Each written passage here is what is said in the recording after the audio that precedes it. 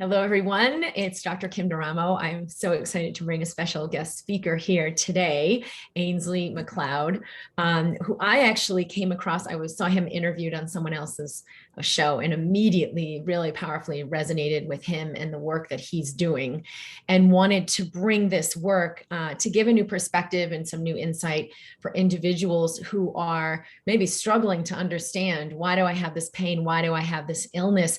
Why, no matter what I do, is nothing really changing?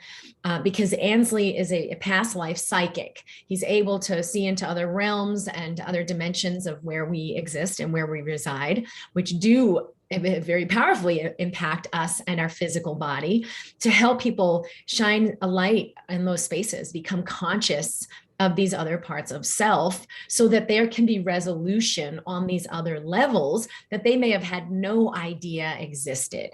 So I'm going to let him share a little bit more about that with you, but my intention really was to bring this as a resource for people to begin to understand our multidimensionality. I talk about that a lot, but what does that really mean? Am I living in different places in different times at the same time? Am I not really just this one being, but I'm connected with my lineage and with, with others? And how do we work with that? So to give some tools where we can begin to create resolution, where maybe the energy for this pain or illness we're having lies in a past life trauma, or lies in a different part of ourselves. So I am really, really excited to bring Ainsley to Mind Body TV today. So welcome here. Thank you so much for being here. Well, thank you so much for having me here. I'm very much looking forward to this.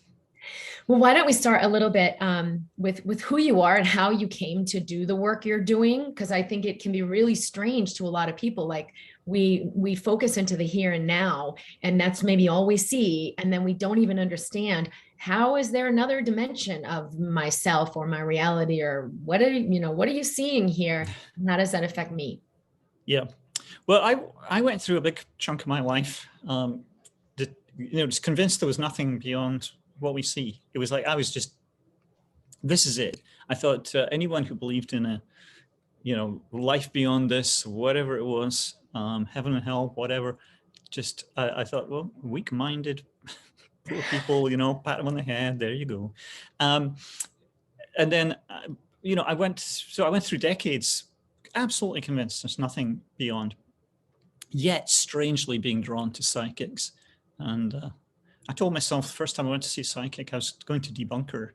But deep down, I think I wanted to believe, So that sort of opened my eyes to something else. But then I was doing the cognitive dissonance thing, so I was sort of going to see psychics, clearly something going on there. Also, I'm an atheist, there's nothing beyond. So that was a little bit weird for a while. And then I kept hearing from psychics that I was psychic and I should be doing something with it. And usually my response is, all great, good. What am I supposed to do with that bit of knowledge? But I had a really significant event happen to me when I took a trip to Hawaii. It's about 25 years ago. And I ran into my uncle who'd been dead for a few years, 10 years or so at that point. But I bumped into him in a bookshop, like he was real, for like about a second. And he wanted to work with me, so there was a very clear message about wanting to, and I'd heard that from psychics, you have your uncle, they named him sometimes, and, but I didn't really know how to get started. So I went back to, I was living in California at the time, I went back there and I just thought, well, I'll give it a try. I'll see, can I talk to the spirit world? So, I think it was weird, it's just sitting there talking to like the ether. And I discovered that I could get information back, and in what I would describe as a very rudimentary form back then. It took me quite a while to sort of speed up the process and, get to the point where I was able to read people. So that was, really how I got started. It was a bit of a bumpy journey, and I think the spirit world is waiting a very long time for me to kind of wake up and pay attention. I took multiple slaps across the back of the head to finally wake up. It's like they've been trying to get they thought I'd get my career going like probably a decade before I did. It's just there was such a resistance, and I think it was just, like I say, holding these two things. Oh, it's all weird and otherworldly and whatever. And that's not the kind of person I am. And then to realize, yeah, it is the person I am. And, initially I was very embarrassed about being a psychic with all the associations. And so I was always trying to find different ways to describe myself. And then, intuitive, blah, blah, blah, or whatever. And people would have no idea what I did for a living. So basically I came back down to just simply owning the label.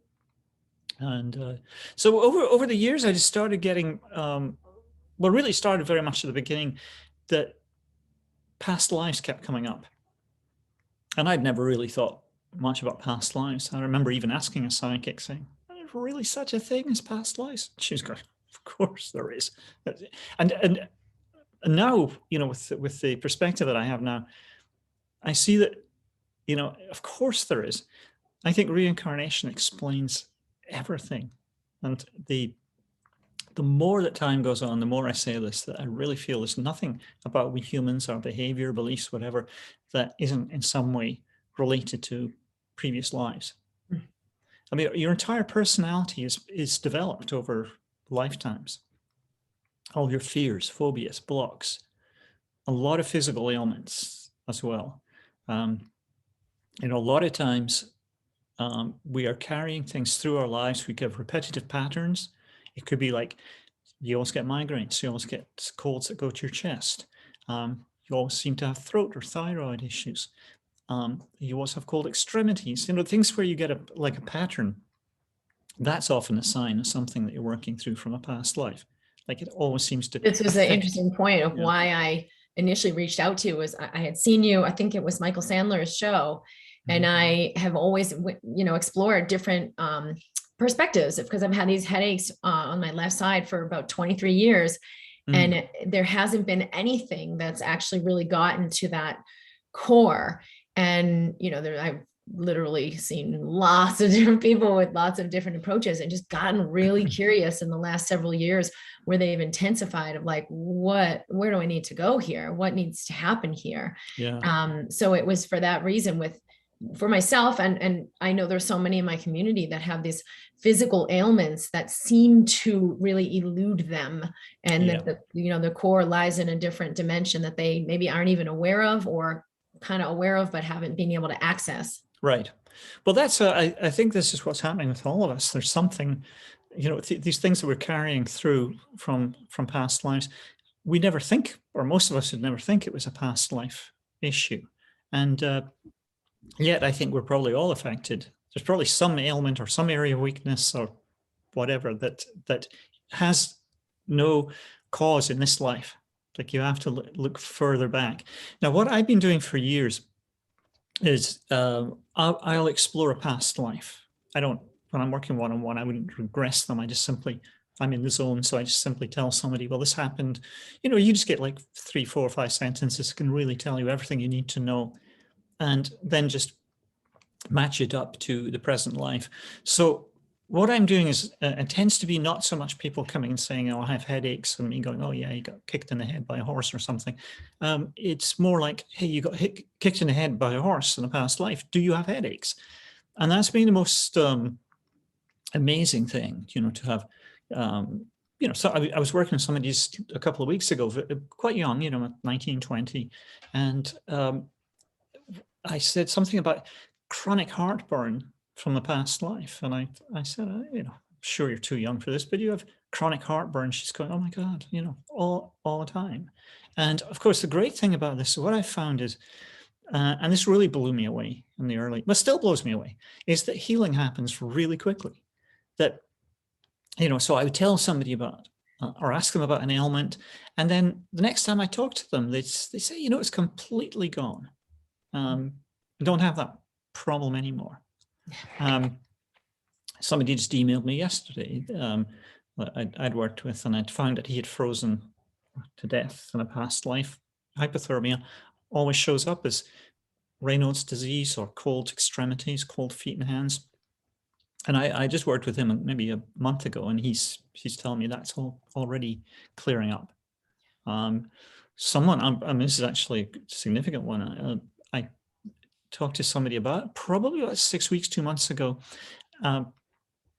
who's had psoriasis for all her life. Now, I actually found it in a past life. I found a rash, and that often shows up. I said, do you have any skin issues, acne, psoriasis, whatever? She's had psoriasis for 55 years, since she was 2 years old. And in the last few weeks, it's healed up. She was writing to me about, I can wear shorts. I'm looking at my body. It's like, I can't believe it's me. These things are, you sort of touched on it there, that people often try so many things. My editor was saying to me in my last book, why are you devoting 2 pages to the story about all the different things that these parents did for their special needs kid over the years? I mean, they tried everything, and I listed all the medication, all the healers, all the physicians, all the modalities that they've been through. The point that I wanted to make is, I don't want to just say a couple of lines. This was their life for 20 years, where they're schlepping from one specialist to the other, can't find the source of it, ruled their lives. And they've got a child who's, getting bigger and, kind of more, unruly, rolling about on the floor, clutching his stomach, screaming every night. And we did the past life. I did it with the parent, with the mother, and found out what had happened to him. She told it to him as a bedtime story. And it doesn't matter if you can tell a 6-month-old about a past life. It doesn't matter that they cognitively they don't know. The soul will pick up, and it will get it. So they did that, and it's 20 years of every night screaming and rolling about, disappeared. So that's been a wonderful thing to see the healing, and also the speed. How quickly it happens. Well, I've seen this as well. When you said healing happens really quickly, that's such a powerful thing that doesn't really exist in that conventional medical paradigm or the medical understanding. But when we understand that the body is pure energy, and that these symptoms or even full out diseases are really just energy, it makes sense how they can transmute so very quickly when there's the consciousness of a shift in consciousness at that root level. I've had people heal literally as they hear about the past life. There's somebody I talk about in my latest book, and there's one thing I'd come across a lot over the years, is that if you've been hanged in a past life, you're going to have throat chakra issues and probably neck pain. If you've been beheaded in a past life, which is unfortunately a lot more common than we might imagine, it will create neck and shoulder pain. And so my client she's a ballroom teacher, a ballroom dance teacher. And I said, you were beheaded, you have neck and shoulder pain. She went, oh yeah, it's chronic, 20 years. And it's, because in her work, she's constantly moving her head and neck. It was making her life miserable. And literally the pain lifted the moment that her soul was reminded of that past life. And I told the story a couple of times at events, and she was there, as it turned out. It's like going, hello, I'm still cured. It's like it's never come back. It can be that quick. I mean, sometimes it takes a bit longer. I mean, there was somebody I talked about in my second book who had body temperature issues that I was like alluding to there, and that took 6 months to heal. But this is after having it for 40 something years, and so I guess it's not too long a time. I've never really figured out why some people are quick faster than others. Why it seems to just like we're all different, and well, it's also a consciousness shift to come into the new consciousness where I'm whole, I'm complete, I'm in this vitality. Sometimes we have a lot to integrate before we can really stabilize that. And I've seen, and I think it's worth noting in this recording too, that when we do allow a shift in our consciousness, that's when resources can show up to match our healing. So even though, the work you're doing, maybe, you're in like this one little sector of the world, and many people will never find this resource. It can make people think, oh no, I have to search for years to find a resource like this. It's not true. When we say when the student is ready, the teacher appears. When we come into our own alignment of receptivity, or we're ready to open to that healing, that's when we meet that person or have that idea, or someone introduces us, or however the inspiration comes, we'll be guided to someone who's a match for us to complete that. Oh, this is fascinating, because I work with spirit guides who I was introduced to by my deceased uncle, but way back in the day, and yeah, they talk a lot about this. One of the things that they say is that when if you take one step towards them, they'll take two towards you, and it's working on yourself that really starts to change things externally, and what they're doing all the time is trying to connect us, or trying to keep us on the path, making sure that we're doing what's consistent with our life plan and what we're meant to do here, and connecting us with soul family and people that we're meant to interact with. I found that there was a time when I first started doing this work, and I was meditating like a crazy person, and I was spending most of my life kind of on the astral plane. I'm not very grounded at the best of times, but I was really floating around San Francisco at the time. And I remember just being amazed that I could go to a party and I could spot the person that I needed to talk to. And within minutes, we'd be chatting, and it would be whatever had been on my mind, all day. One of them, I remember, it's like, I was reading The Artist's Way at the time, and I noticed somebody across the room, and I go, oh, this person looks interesting. As I walk over and get closer, and I realize they're carrying The Artist's Way, and it's like, so we have a conversation about that. It's the spirit world is trying to make introductions and hook us up together all the time, for our highest interests, for everybody's highest benefit. And half the time, of course, we're not paying attention. I think we sometimes undervalue or we overvalue our relationships because we don't really understand them. We stick in relationships with people we're not meant to, and we avoid people who sometimes would have been the best thing for us because we don't understand. Sometimes it's because I think we don't understand almost like the amount of work that goes on the other side to create these connections. I actually had a conversation. Sorry. I was going to say, everything I've done in my work is really what will assist that alignment, what will assist that person's alignment, so they are listening and they are following and they are guided and they do pair up with the right solution. And I've just found the most powerful way to practice medicine is to assist that inner alignment. And many times the healing just happens automatically, symptoms resolve. And then sometimes it's like, whoa, I found this one thing after 20 years, the next day I found this homeopathic, and boom.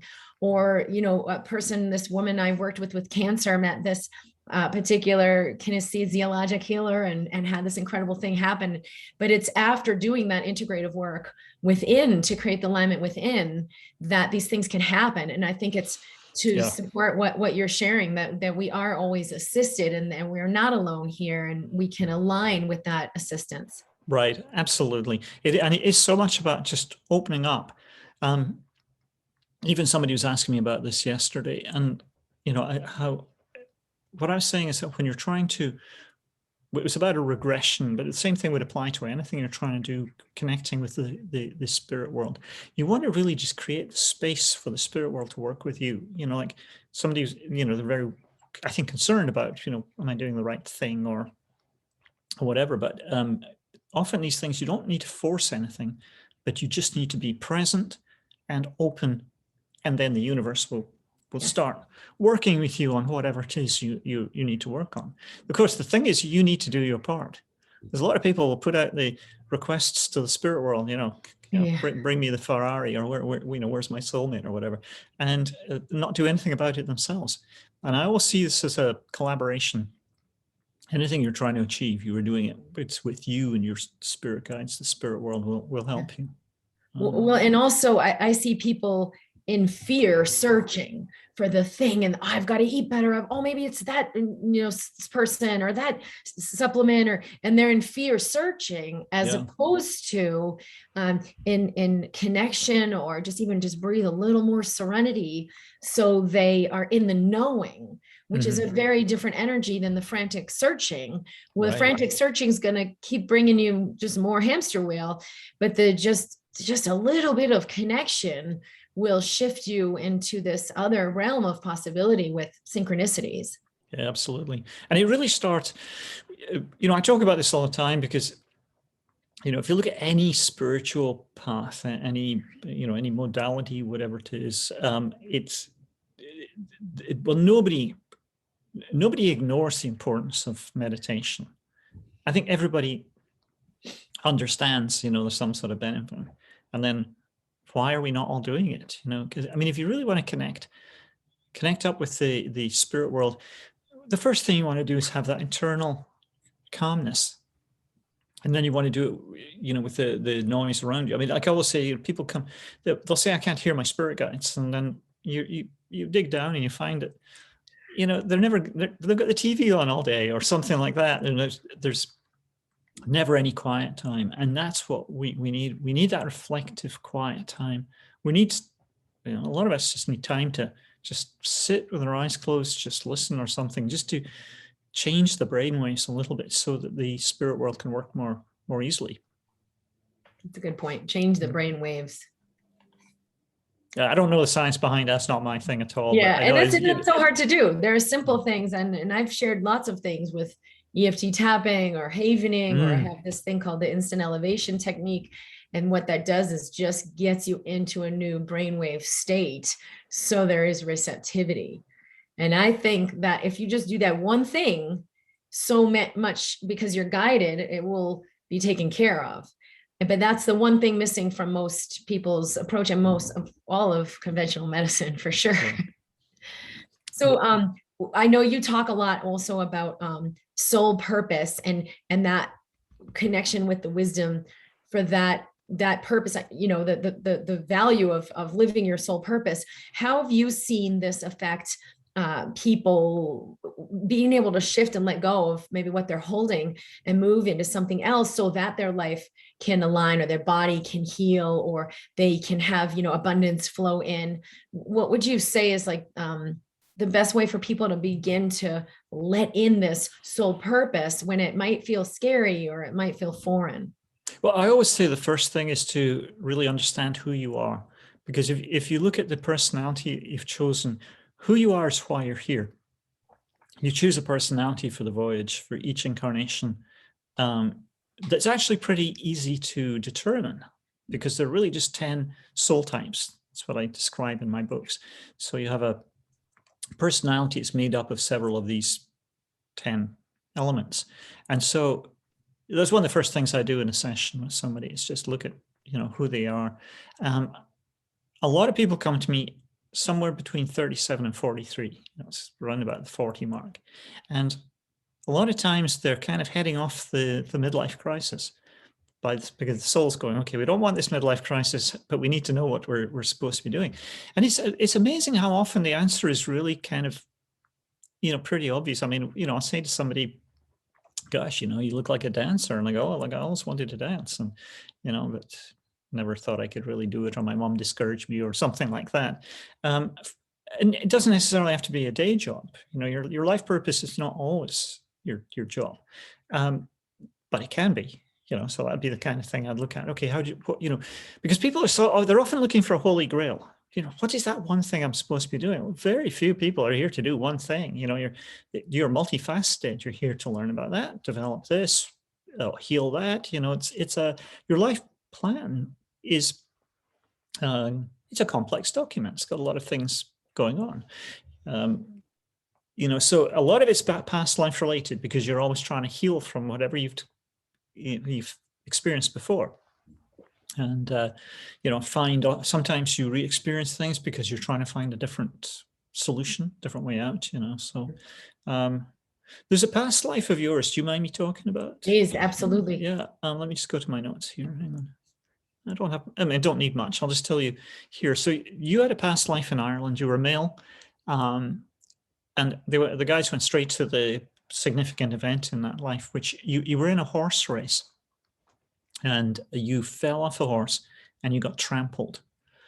You ended up spending a long time in a hospital in traction, got completely immobile, and it did your head in. It was for the kind of person, you're very, very active, physically active person. It's an awful thing to have to experience. Then you died. I don't know how long the hospitalization was, but I got the impression it's a good long time. We're talking about, I don't know, 6 months, a year, something like that. A long time to be disempowered in that way. They said that you died of pneumonia and loneliness. And that's actually very significant because the emotional state that you're in, that affects, very significantly whether or not your soul really wants to heal, whether it gets involved in your own healing. If it just feels like I've been abandoned by my family, friends, people I knew, humanity, God, whatever it is, then there could be that there's no will to live, and so I definitely come across that, where as well, sometimes people just, I find it with caregivers, they get so frustrated, but the people they're working with don't really want to get better. Sometimes that Well, I can relate to that energy, that when you said the loneliness and then like I've been abandoned by God, that is a very substantial energy. So how it's going to show up? Yes, it's a past life fear of rejection, and some very interesting things about that, because anytime you die alone, or it could be, rejection can come from past life where you were abandoned by your mother, but dying alone is a really common one, or dying just feeling unloved. What it then does in this life is it causes you to feel a bit of an outsider, or like, you don't fully fit in. But what your soul will do, this is really, I think, what you're doing, your soul knows that for you to heal from that rejection, the important thing is to belong.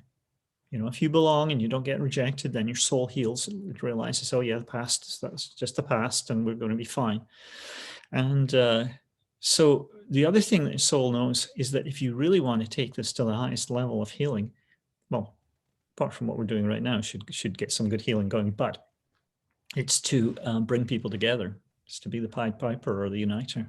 And that's, so many podcasters, people are doing that sort of work, they don't know it, but that's a huge motivation for them, to create a soft landing space for people who also have some heart chakra issues or rejection that they're working through as well. So it's considered to be a spiritual act, because one of the worst things for any soul is to die feeling unloved.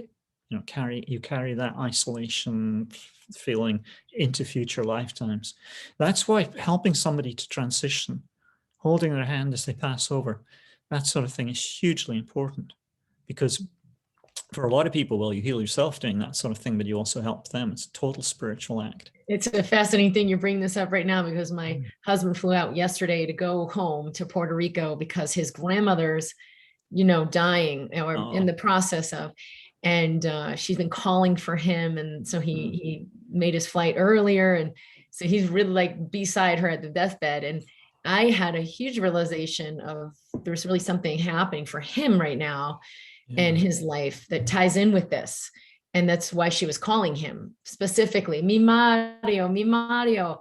She's calling for him. And I thought, well, this is not just a coincidence that it's a nice thing for you to say goodbye. I said, I think there's really something profound that's integrating for you, that you're releasing, that you're bringing in, and this is assisting with. Well, if somebody on their deathbed calls you, you got to pay attention. There's definitely something going on there.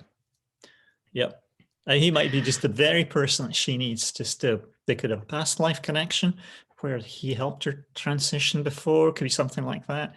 There'll be some reason why he's the one. And sometimes these deep soul connections skip a generation.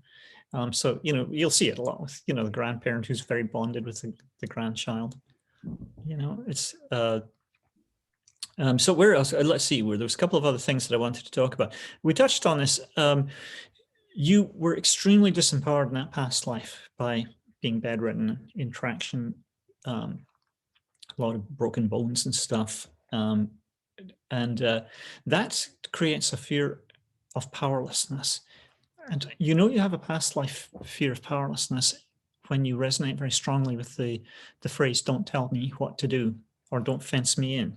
Because if somebody, you've probably noticed this about yourself, if somebody asks you to do something, no problem. If they tell you, Oh you yeah. might feel like, oh, bristling, like, oh, hey, don't tell me what to do, and that all goes back to a time when you were powerless. So the thing about this is that you want to be an empowered person. It's really important that you do that. It's a big goal for this life. You're here to be a leader, not a follower, all of that sort of thing. But what's really, really significant is it's to do with the influence that you have on other people as well. You want to empower others in some way. And that, it depends on circumstances, but it can be like the importance of giving somebody tools to do things themselves rather than doing it for them. That's empowering. Yeah, which we rather talked than about is disempowering. a Yeah. huge theme for me. Yes. There's no way that I could even go into that energy of like, let me just give you a fish. And what I've really put in my work is I'm going to show you you're powerful. I'm going to show you how to fish. I'm going to show you this is in you. And I think that's still sorting itself out, because sometimes people come and they're like, no, just I want to get the thing. And it's like, wait a minute, that's not what I'm doing here. Right. And really standing solidly for that choice. Yeah. Yeah. Oh my gosh. Well, yeah, gosh. Well, there's so many things there's so many aspects to all of this. I want to just look at the notes again. Oh yeah. This feeling of it's related to a past life fear of failure. And it has to do with this feeling of having lost time, like you didn't get things done that you were going to do in that past life. So you'll hit a point in this life, for a lot of people, it is around the 40 mark, where it's almost like it's a bit of a fear of missing out, fear of like not being on the track, that's why a lot of people come to me at that age, like, okay, where am I going? I don't know. I don't want to waste time. And often it's because there's a feeling of unfinished business from the past life. You died prematurely or got taken off your life plan or something. And then in this life, it then becomes much more important for you to do something meaningful and important. Now, you've chosen as part of your life plan something called a desire for immortality, which I always stress is not about living forever, but it's about leaving a legacy in some way, creating a ripple effect. And it sort of takes what would be a very natural old soul tendency to want to make a difference and find meaning in your life. It takes that to a higher level. And that really does imply that you're here to make a difference in other people's lives. It's also significant too that you had that hospital experience in the past life. For different reasons, you've probably had a lot of past lifetimes where you've been a healer. This is not your first time. It's a theme. I mean, this is how you learn to be a healer and how you learn to be as good as you are. It's because you're building. This is what past lives allow us to do. We build one life on the shoulders of the last. We develop our talents, keep getting better and better, because we're just doing it over and over again. You don't, when people say, should we really have past lives? It's like if you came here once, you wouldn't learn anything. It'd be like, yeah. Like if you went to like I don't know, brain surgery school, and it was just like an evening class, one-off evening class, that's not going to probably do it. So what your soul's doing is that, it's going, we want to be a brain surgeon or something. So we'll have multiple lifetimes as a healer.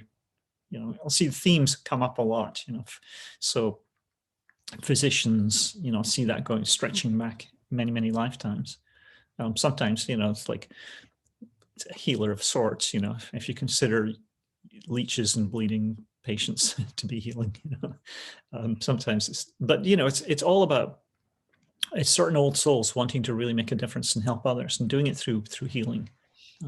I've had that also many times, not just from other people reading that for me, but also in my own awareness. Yeah. so much like, well, how do I know this? Like, and then when I Mhm. started teaching yoga, it was so cellular for me Yeah. that I was like, no, this is beyond It's, this you lifetime. just have that innate knowing. Yeah.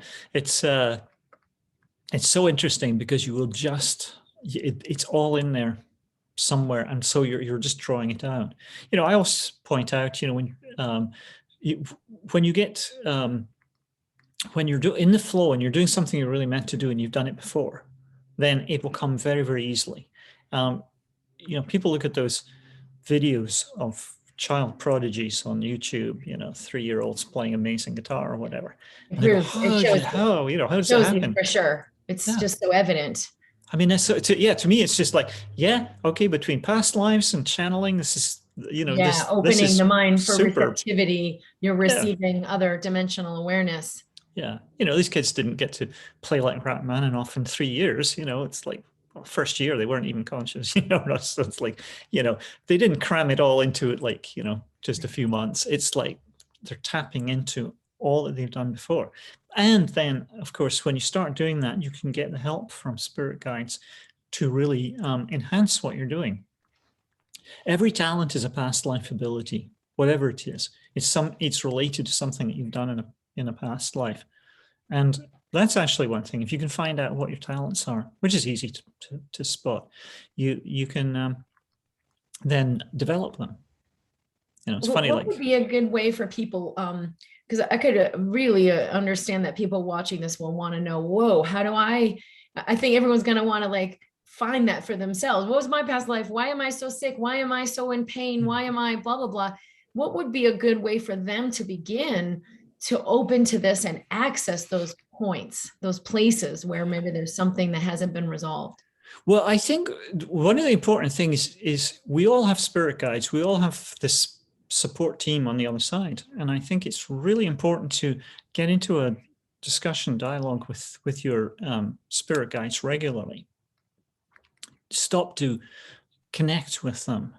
Um, you know, talking about meditation again, it's like so important. Um, you know, so things like just finding just maybe a regular time every day. Doesn't have to be by the clock, but maybe like, you know, an hour after breakfast or something, you sit down and you just say that at this point, I'm going to talk to my spirit guides. It's just going to be a regular thing. So, you know, a lot of the time might vary a little bit, but it becomes a regular thing that you're doing. And just creating the space of what I would do is just bring the spirit guides in. Say, just, you know, come and join me. Hear some of the things that I'm concerned about or working on in my life or wanting to get clarity about, and just put it out there. Start just getting the dialogue going. And it's not like you're going to suddenly get like, you know, hey guy, you know, how are you doing? It's going to be more like you're going to just get a knowing and just a sense that, you know, sometimes when you put a question out to the universe, you know, like an A/B kind of thing, and you cannot figure it out, is it this or that? What should I do? You put it out to the universe, kind of wait 10 minutes and go, why the heck did I ever think that second option was an option at all? You know, you get, but what you're getting is clarity from them. And so, you know, you're having to make those little connections yourself. Sometimes it's all there and you don't notice it, but the spirit world is trying to help you all the time. That's actually a really good point, because sometimes people, they feel that they've been abandoned by their spirit guides, so they're not able to connect with them or don't have them or something. We all have them. And any difficulty in connecting is usually on our end of things rather than on theirs. They're usually very much more aware of the potential for connection than we are. They see it. I think they see the connection with us a little bit more clearly when they're on the other side. So, you know, we're all here to, you know, I mean, we're supposed to be following our soul's life plan. Your soul creates this plan before coming in. We just get taken off it so much that, you know, parents, teachers, the culture we live in, expectations, all sorts of things can come along and take us off the plan. And the important thing is to try and get back always on track as quickly as possible. And so the more you know about yourself, you know, the more you know your soul types, your missions here, all stuff that I talk about in my first book, The Instruction. I go into a lot of detail. It's more a system. my third book, the Old Soul's Guidebook, talk about soul ages and so on again.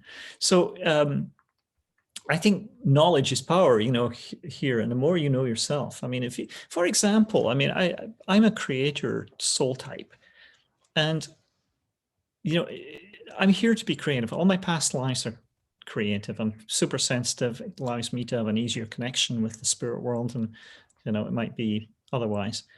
But you know, don't ask me to strip a carburetor or balance a checkbook, or there's so that I mean, I can do the creative thing great. People are always saying to me, "Oh, you're so talented. Oh, look at you, you know, painting and whatever I do, you know, writing." But yeah, and I always point out, yeah, I've got like 5 or 6 talents, but it just all drops off precipitously. You know, then like I I said, can relate to that. you know, Yes. I can't do numbers, that sort of thing. And it is really good. I mean, I wish I'd known this, you know, when I was younger, instead of trying to fit myself into some mold that I thought I should be, you know, I was always being told, oh, you need to be more grounded, or you need to be more this, or, you know, you should be better with numbers, or whatever it is. And when I learned about I have the myself, it same was thing. like, I've had the same exact thing. yeah. Oh, I'll Yeah. tell you a story. I was having dinner with some friends one time, and I talked about having to take the car in for an oil change the next day. And I have a friend who's well, on kind of sarcastic, miserable side of things. You know, we call him Eeyore. Is like, he's going, you know, pathetic. You can't change your own oil. And he's kind of going on about it, like, you know, you got to be able to change your own oil at this point. How old are you? That sort of thing. And I said, listen, come back to me when you've read somebody's last 3 past lives, and you know, healed their headache or something. Right. You know, we all have our talents, you know, and abilities. And once we really know what those things are, we can stop trying to squeeze ourselves into a, you know, that round peg into a square hole or whatever. You know, for a lot of people, it's the, you know, the job, the relationship, it's more, they've chosen these things more to please parents, or out of expectation, you know, like, oh, well, you know, the people would want me to do this, or this seems like a good idea, or whatever, rather than really thinking about what is it I really want? Who am I? And what is going to really enhance my experience here? Yes, the awareness of that interconnection, and that, like you're saying, to develop that connection with the true self and with the, you know, space inside ourselves, and then begin to choose from there. And I think it was really beautiful what you said, to begin to dialogue with the guides, or like the higher self. Sometimes it's just a matter of I'm open. Let's have a look. I'm open to see. And now that they have one more perspective, which we've shared today, that, you know, it may lie in your lineage, it may lie in maybe the food you're eating, may lie in this past life, and you have more awareness of realms of reality that are here, that you're a part of, that are affecting you.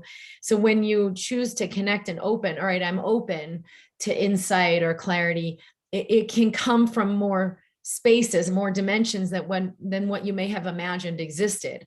So I think this is really helpful for people who are ready to open and are ready to let higher insight and wisdom in, to just have one more awareness of, you know, we're not just in this one body and in this one life.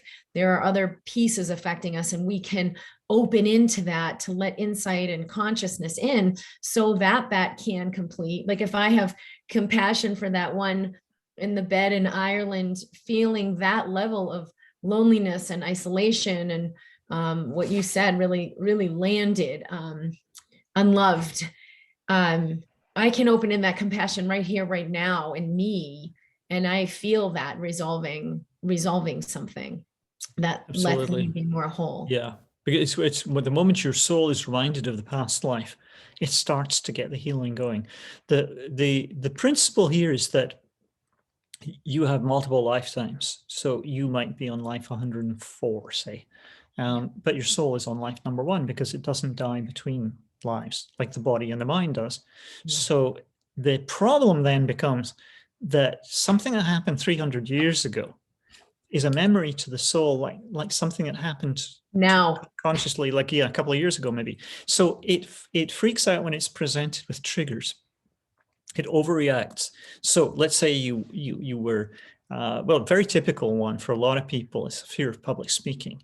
So let's say that you were judged in a past life. Maybe you were judged because of your religion or skin color, or maybe in a court of law or something. But there's always got to be like for something to show up in a future lifetime, it has to have taken you off your life plan back then originally. It has to rise to that level. Otherwise, it just doesn't show up. So let's say you get executed. That's going to take you off your life plan pretty radically. So then what happens is that in this life, if you, having been judged and executed, if you get in front of an audience, your soul goes, oh my God, we could get executed again. It's completely irrational. And people say, oh, doesn't your soul know any better? Well, no, it's here to learn, so it's not got all the answers. So we have to help it. And the way we help the soul is just to remind it of what happened.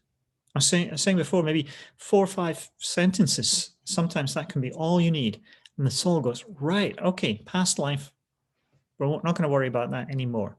So what happens with the judgment, so when you get in front of an audience, your soul is like it's going into that fight or flight sort of thing, or maybe freeze. It's freaking out. It's like, this is really dangerous. And even though you're not going to die again, it doesn't know that. You find a past life, you tell it, it can let it go like that. Just, Yeah. These are very often often the energies that come up. If I'm working with someone individually or in a group, all those energies will be right there, and we can transmute them. We can call them up. And I don't use that same schematic of a past life per se, but it's definitely the energies, the same energy that's coming in and presenting itself now. We have to finish soon, and I want more time with you so much to do this again. Yeah, we'll do it again. Absolutely. Yeah. And I want to share where people can find you, and I'll include the link, but at Ainsley MacLeod is AINSLIE, yes. MacLeod.com. And That's I will be sure to include that.